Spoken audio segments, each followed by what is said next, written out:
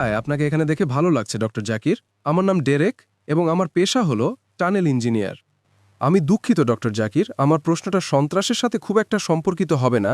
আমি আপনাকে খুব সংক্ষিপ্ত প্রশ্ন করতে চাই। সূরা ৪৩ আজ জুখরুফ অনুযায়ী এখানে বলছে সূরা ৪৩-এর ৬১, এখানে লেখা যিশু হবেন শেষ সময়ে আগমনের নিদর্শন। এর মানে কি যিশু শেষ নবী হিসেবে আসবেন? নাকি নবী মুহাম্মাদই কি শেষ নবী? তাই যদি নবী মুহাম্মদ শেষ নবী হিসেবে আসেন, তাহলে আসলে কে ঈসা আল মাসি বা যীশু খ্রিস্ট? ধন্যবাদ।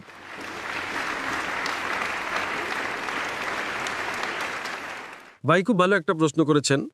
আর তিনি কোরআনের একটা আয়াত উদ্ধৃত করেছেন যে ঈসা আলাইসাল্লাম, যিশু আলাইসাল্লাম শেষ সময়ের নিদর্শন হবেন। তাহলে এর মানে কি নবী যিশু আলাইসাল্লাম শেষ নবী নাকি নবী মোহাম্মদ সাল্লা সাল্লাম শেষ নবী? এটা কি?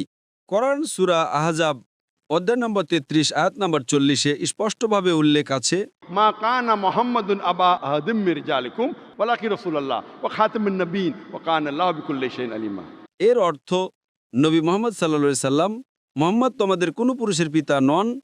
মা কানা মুহাম্মাদুন আবা আহাদিম মির রিজালিকুম ওয়ালাকিন রাসূলুল্লাহ।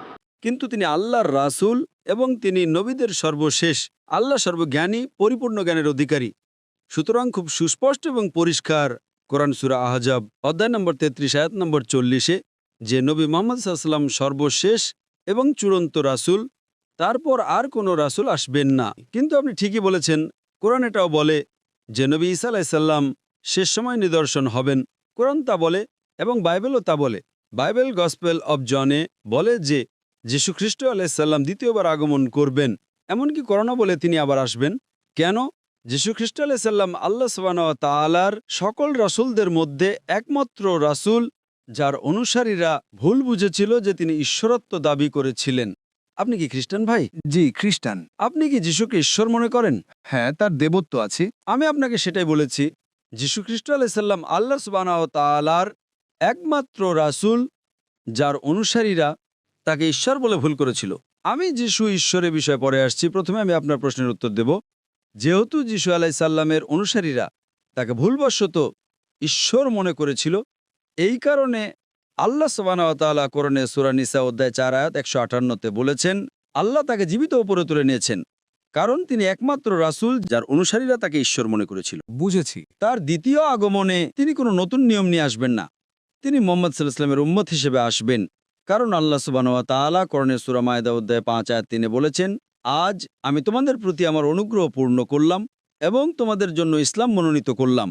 ধর্ম একবার পূর্ণ হয়ে গেলে নতুন কিছু যোগ বা বাদ দেওয়া যাবে না।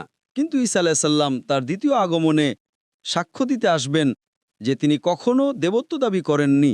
কোরআন সূরা মায়েদা অধ্যায় ৫ আয়াত ১১৬-তে বলে যে, হে আল্লাহ, তুমি আমার সাক্ষী থাকো, আমি কখনো আমার ইবাদত করতে বলিনি, বরং আমি বলেছি আল্লাহর ইবাদত করো, উবুদুল্লাহ।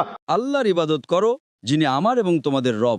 তাই তার দ্বিতীয় আগমনে তিনি স্পষ্ট করতে আসবেন যে তিনি কখনো দেবত্ব দাবি করেননি। এবং এমনকি আজকের বাইবেলেও, আজ যদি আপনি বাইবেল পড়েন, ইসলামই একমাত্র অখ্রিস্টান বিশ্বাস যা যীশু খ্রিস্ট আলাইহিস সালামের উপর বিশ্বাস রাখাকে ঈমানের অংশ করে তোলে। কোনো মুসলমান নয় যদি সে যীশু খ্রিস্ট আলাইহিস সালামের উপর বিশ্বাস না করে। আমরা বিশ্বাস করি যে তিনি আল্লাহ তাআলার অন্যতম শক্তিশালী রাসূল ছিলেন।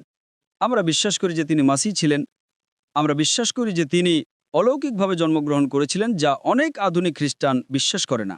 আমরা বিশ্বাস করি যে তিনি মৃতকে জীবন দিতেন। আমরা বিশ্বাস করি যে তিনি আল্লাহর অনুমতিতে দৃষ্টিহীন এবং কুষ্ঠরোগীদের আরোগ্য করতেন। খ্রিস্টান এবং মুসলমানরা একসাথে চলছে। এখন কেউ প্রশ্ন করতে পারে, পথ আলাদা কোথায়? পথ আলাদা হলো যে অধিকাংশ খ্রিস্টান বিশ্বাস করে যে যীশু খ্রিস্ট আলাইহিস সালাম দেবত্ব দাবি করেছিলেন। তারা বিশ্বাস করে যে তিনি ঈশ্বর ছিলেন। আসলে যদি আপনি বাইবেল পড়েন, এমন একটাও দ্ব্যর্থহীন উক্তি নেই সম্পূর্ণ বাইবেলে যেখানে যীশু খ্রিস্ট আলাইহিস সালাম নিজে বলেছেন যে আমি ঈশ্বর, অথবা যেখানে তিনি বলেছেন আমার ইবাদত করো।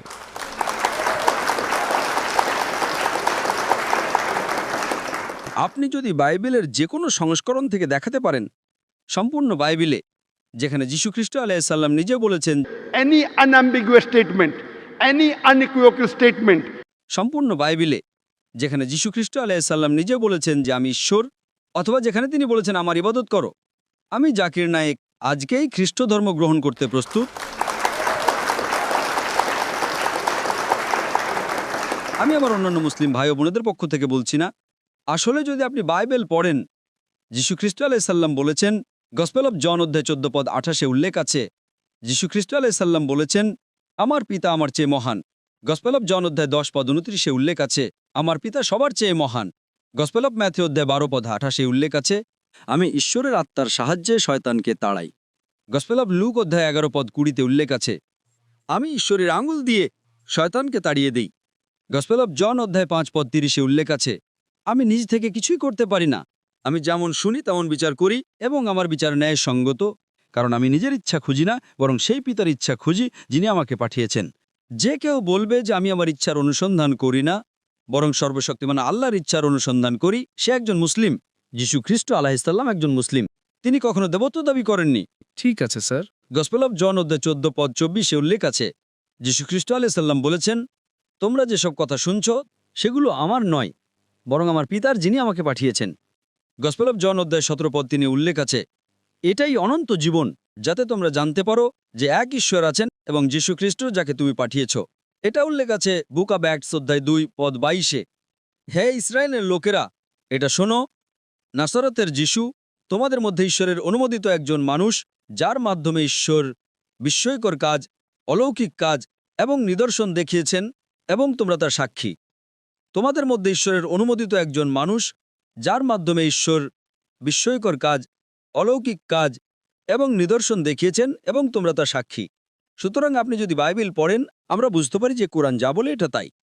যীশু খ্রিস্ট আলাইহিসসালাম আল্লাহর রাসূল ছিলেন, তিনি ঈশ্বর ছিলেন না, তিনি কখনো দেবত্ব দাবি করেননি। তাই যদি আপনি বাইবেল পড়েন, এটা গির্জার শিক্ষা।